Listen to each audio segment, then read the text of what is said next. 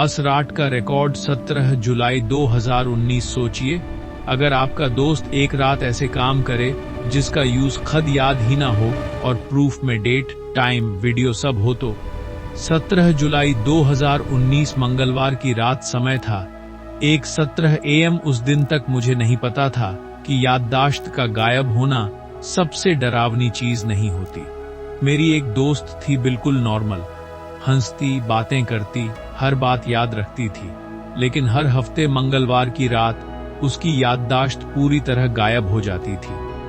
अगली सुबह वो पूछती कल रात क्या हुआ, और हर बार घड़ी में समय वही होता 1:17 AM। पहले लगा स्लीप डिसऑर्डर होगा, डॉक्टर ने कहा स्ट्रेस, लेकिन स्ट्रेस हर बार एक ही मिनट पर नहीं आता।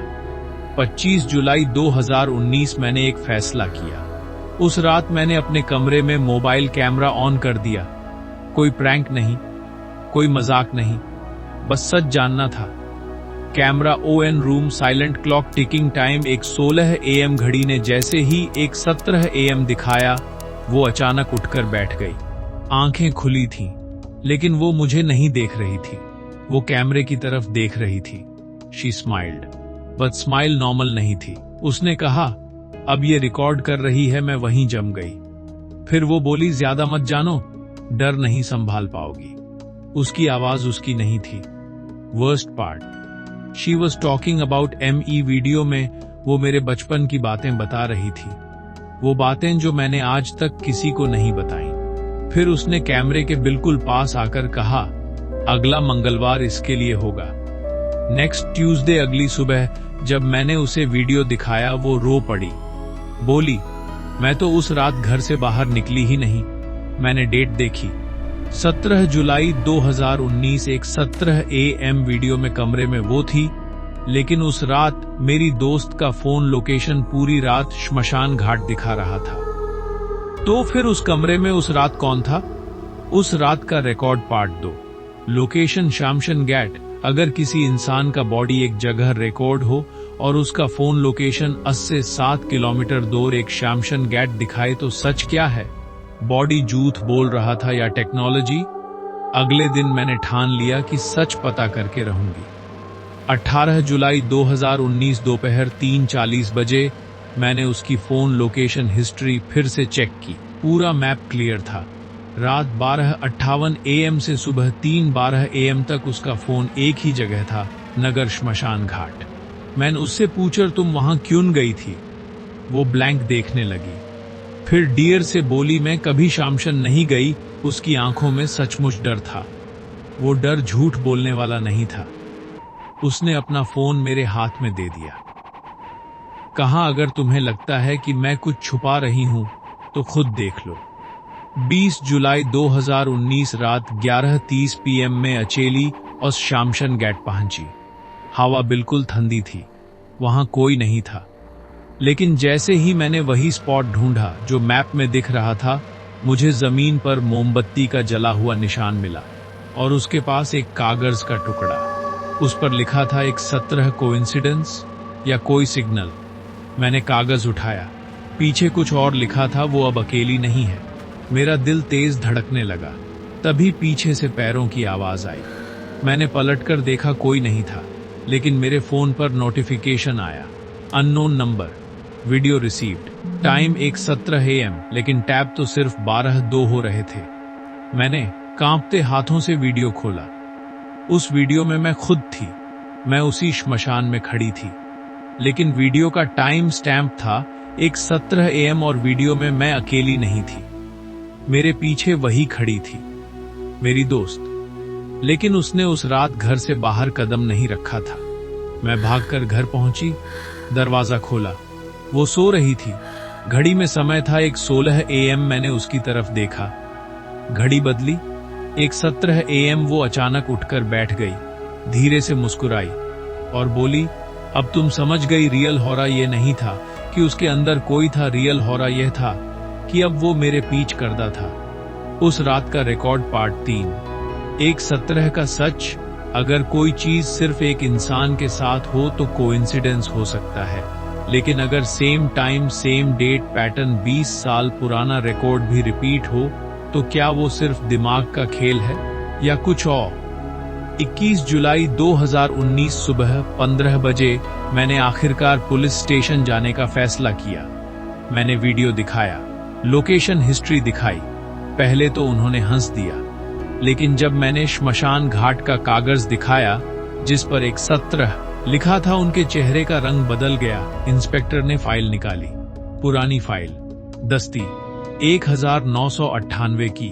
फाइल में लिखा था 19 अगस्त 1998 समय 1:17 AM एक 23 साल की लड़की उसी श्मशान घाट में अजीब हालात में मिली थी। उसकी डेथ रिपोर्ट में लिखा था, कारण स्पष्ट नहीं, लेकिन एक लाइन थी जो आज तक दर्ज थी, मृत्यु से पहले लड़की कई हफ्तों से रात 1:17 AM पर असामान्य व्यवहार कर रही थी। Same age, same time, same pattern. मैंने इंस्पेक्टर से पूछा उस लड़की का नाम क्या था। उन्होंने फाइल पलटी और जो नाम सामने आया वो मेरी दोस्त का नाम नहीं था, लेकिन उसकी शक्ल लगभग वही थी। मुझे लगा शायद मैं ओवरथिंक कर रही हूँ, स्ट्रेस ट्रॉमा, सजेस्शन इफेक्ट। लेकिन फिर 24 जुलाई 2019 रात 12:50 AM मैंने डिसाइड किया कि आज मैं सोऊंगी नहीं। मैंने घड़ी पर नजर रखी, 12:59 एक 5 एक 12 मेरा दिल तेज हो रहा था। 1:16 मैंने उसकी तरफ देखा, घड़ी बदली, 1:17 AM, लेकिन इस बार वो नहीं उठी। मैंने राहत की सांस ली। तभी मेरे पीछे से आवाज आई, अब बारी तुम्हारी है। मैंने मुड़कर देखा, वो अभी भी सो रही थी, लेकिन आवाज मेरे ठीक पीछे से आई थी। धीरे धीरे कमरे की दीवार पर एक परछाई उभरी और वो परछाई मेरे हिलने से नहीं हिल रही थी। अगली सुबह मुझे कुछ भी याद नहीं था, लेकिन मेरे फोन में एक नया वीडियो था। उस वीडियो में मैं 1:17 AM पर आईने के सामने खड़ी थी और मैं कह रही थी, अब ये अकेली नहीं है, रियल स्टोरी यहीं खत्म नहीं होती। रियल हॉरर तब शुरू होता है जब विक्टिम चेंज हो जाता है, जो सच रिकॉर्ड में नहीं था। अगर कोई चीज कैमरा में रिकॉर्ड हो लेकिन रियल लाइफ में कभी हुई ही ना हो, तो झूठ कौन बोल रहा है? कैमरा, मेमोरी या वक्त? 21 जुलाई 2019 सुबह 10:20 बजे मैंने तय किया कि अब डरने का नहीं, समझने का समय है। अगर वो सच में घर से बाहर नहीं गई थी तो श्मशान में उसकी लोकेशन आई कैसे? कॉल लॉग का सच, इंग्लिश में उसका फोन फिर से चेक किया। इस बार लोकेशन नहीं, कॉल लॉग, और वहां एक नंबर था, अननोन ड्यूरेशन। मैं घर वापस आई, वो बिल्कुल नॉर्मल थी, टीवी देख रही थी, हंसी भी, जैसे कुछ हुआ ही नहीं। फिर मैं कैजुअली पूछा, 18 जुलाई को 1:17 AM तुम क्या कर रही थी? वो मुस्कुरा का, भोली तुम्हारे साथ थी। उसकी बात सही थी, वो सच में मेरे साथ थी, लेकिन अगर वो मेरे साथ थी तो श्मशान में कौन था? 25 जुलाई 2019 में एक साइबर एक्सपर्ट से बात की। उसने कहा लोकेशन स्पूफिंग पॉसिबल है, डीप फेक वीडियो भी पॉसिबल है, लेकिन एक प्रॉब्लम थी। वो नंबर जिसने कॉल किया था उसका SIM रजिस्टर्ड था, नाम पी, मेरी फ्रेंड की, इशूड डेट 16 जुलाई 2019, पर उसने कभी दूसरा SIM लिया है नहीं। मैंने उसके डॉक्यूमेंट्स चेक किए, आधार कॉपी मिसिंग थी, एक पासपोर्ट फोटो भी, और उसकी हैंडराइटिंग में एक पन्ना मिला जिस पर लिखा था, अगर मैं कभी 2 जगह दिखूं तो समझ लेना कि मैं अकेली नहीं हूं। 31 जुलाई 2019 पुलिस ने कंफर्म किया, शैमशन वाली बॉडी DNA मैच नहीं हुई। वो मेरी फ्रेंड नहीं थी, लेकिन उस बॉडी के फिंगरप्रिंट्स हमारे घर के में दौर पर मिले। अब सच ये है वो जिंदा है, लेकिन उस रात कोई और उसके जैसा बनकर हमारे घर आया था, और शायद वो अभी भी यहीं कहीं है। रियल हॉरर पोजेशन नहीं था, रियल हॉरर आइडेंटिटी थेफ्ट भी नहीं था। रियल हॉरर ये था कि 18 जुलाई 2019 की रात 1:17 AM 2 लोग रिकॉर्ड हुए थे, और उनमें से एक कभी मिला ही नहीं। कभी सच छुपाया नहीं जाता, वो डिले किया जाता है। और 18 जुलाई 2019 की रात 1:05 AM से 1:17 AM के बीच सिर्फ 12 मिनट थे, लेकिन उन 12 मिनट ने एक जिंदगी ले ली और दूसरी हमेशा के लिए बैडल दी। 3 अगस्त 2019 दोपहर 3:25 बजे पुलिस ने मुझसे कहा, हम दरवाजे का डेटा फिर से देखना चाहते हैं। मैंने पूछा क्यों? उन्होंने कहा क्योंकि उस रात दरवाजा खुला था, इलेक्ट्रॉनिक लॉक का इंटरनल लॉग निकाला गया।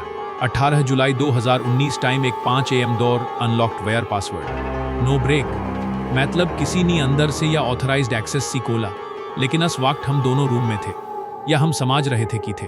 मैंने खुद से पूछा, क्या मुझे उस रात का हर पल याद है? 12:30, 12:45, 1 या कहीं कोई खाली जगह है जिसे मैंने नोटिस ही नहीं किया। पुलिस ने एक और डिटेल बताई। कॉल जो 12:01 AM पर स्टार्ट हुई थी, उसका बैकग्राउंड नॉइज एनालाइज हुआ। पहल 40 मिनट तक टीवी की आवाज क्लियर थी, फिर 12:48 AM के बाद कंप्लीट साइलेंस जैसे दोनों, और फिर एक 6 AM पर दौर अनलॉक हुआ। तो 12:48 से एक 6 तक क्या हुआ? क्या हम दोनों सो गए थे या कोई तीसरा कमरे में मौजूद था? मैं डोर के फिंगरप्रिंट्स का डिटेल्ड कंपैरिजन हुआ। एक अननोन सेट मिला था, लेकिन एक और चीज मिली। डोर के इनर पैनल पर मेरी फ्रेंड के फिंगरप्रिंट्स फ्रेश थे। टाइम एस्टिमेट अराउंड 1 AM, यानी उसने दरवाजा छुआ था। जब मैंने उससे पूछा, क्या तुमने दरवाजा खोला था, उसने तुरंत कहा नहीं, लेकिन उसकी आंखें सीधे मेरी ओर नहीं। फाइनली 6 अगस्त को मेरी फ्रेंड ने ब्रेकडाउन किया। उसने कहा 18 जुलाई से 2 दिन पहले मुझे एक अननोन ईमेल आया था। Subject line, your data is not safe. Email में उसकी आधार कॉपी, उसकी पासपोर्ट फोटो और कुछ पर्सनल चैट्स अटैच्ड थी। मैसेज था 18 जुलाई की रात 1 बजे दरवाजा खोलना, बस इतना ही करना है, नहीं तो सब लीक हो जाएगा। वह डरी हुई थी। उसने मुझसे कुछ नहीं कहा। उसे लगा सिर्फ दरवाजा खोलने से कुछ नहीं होगा, लेकिन उसे यह नहीं पता था कि 12 मिनट का सच सामने आ चुका था। लेकिन कहानी खत्म नहीं हुई थी, क्योंकि कोर्ट में सच सिर्फ बोला नहीं जाता, प्रूव भी किया जाता है। और कभी कभी सच प्रूव होने के बाद भी इंसान खुद को माफ नहीं कर पाता। 23 सितंबर 2019 सेशन कोर्ट, दिल्ली जज ने कहा यह एक प्री प्लान्ड मर्डर नहीं था, लेकिन यह लापरवाही से हुई मृत्यु थी। इन्वेस्टिगेशन ने कंफर्म किया दरवाजा जान बच का खोला गया था। पुश इंटेंशनल नहीं था, लेकिन कॉन्फ्रंटेशन इंटेंशनल था। कोर्ट ने कहा गंग प्राइमरी क्रिमिनल्स थे, लेकिन डोर ओपन करने का डिसीजन चेन रिएक्शन स्टार्ट करता है। रिजल्ट 3 साल की जुडिशियल कस्टडी और साइबर रैकेट के 5 लोग arrest.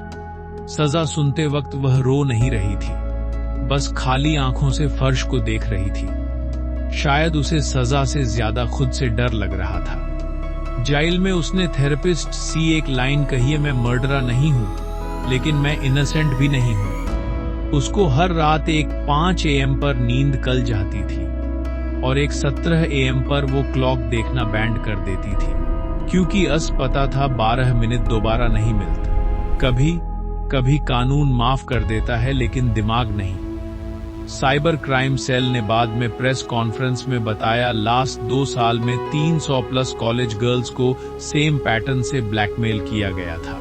Data leaks, deep fake threats, fake impersonation IDs और सिर्फ एक मैसेज, एक बेजदार आजा खोलना। ये केस वायरल हुआ, अवेयरनेस कैंपेन स्टार्ट हुए, लेकिन जो 12 मिनट हुए थी उन्हें कोई अवेयरनेस वापस नहीं ला सकती थी। डर असली हथियार था, तकनीक सिर्फ एक माध्यम। सेंटेंस के बाद मैं असे लास्ट बार मिलने गई। उसने बस एक हाई सवाल पूछा, अगर मैं तुम्हें बता देती क्या सब अलग होता? मेरे पास जवाब नहीं था, क्योंकि कभी कभी गलती डिसीजन लेने की नहीं होती, गलती चुप रहने की होती है। 18 जुलाई 2019 एक 5 AM दरवाजा खुला, एक 17 AM एक जिंदगी खत्म हुई। लेकिन सच में उस रात खत्म क्या हुआ? एक दोस्ती, एक भरोसा और एक मासूमियत। 12 मिनट हमेशा के लिए रिकॉर्ड में दर्ज हो गए। रियल हॉरर सुपरनैचुरल नहीं था, रियल हॉरर टेक्नोलॉजी भी नहीं थी। रियल हॉरर था शेम करदार, एक्सपोजर करदार और लोग क्या कहेंगे करदार। कभी कभी इंसान मुर्दा नहीं करता, वो बात सच छुपा लेता है, और सच जब डिले होता है तो कॉन्सिक्वेंसेस फास्ट हो जाते हैं। 12 मिनट का डिसीजन 3 साल की सजा बन गया। अगर आपको लगता है कि आप कभी ब्लैकमेल का शिकार नहीं हो सकते, तो याद रखिए, इस स्टोरी में भी सबको लगता था ये सिर्फ एक मैसेज है। ऐसे रियल साइकोलॉजिकल क्राइम स्टोरीज जो दिखाती है कि डर कैसे इंसान को डिसीजन लेने पर मजबूर करता है, उन्हें मिस मैट करिए, क्योंकि अगला केस और भी ज्यादा डिस्टर्बिंग है और शायद और भी ज्यादा रियल। सब्सक्राइब करिए ताकि जब अगला रिकॉर्ड ओपन हो आप उसका सच सबसे पहले जान सके, क्योंकि कुछ कहानियां सिर्फ सुनने के लिए नहीं होती, समझने के लिए होती है। तू जल्दी सब्सक्राइब कर लो।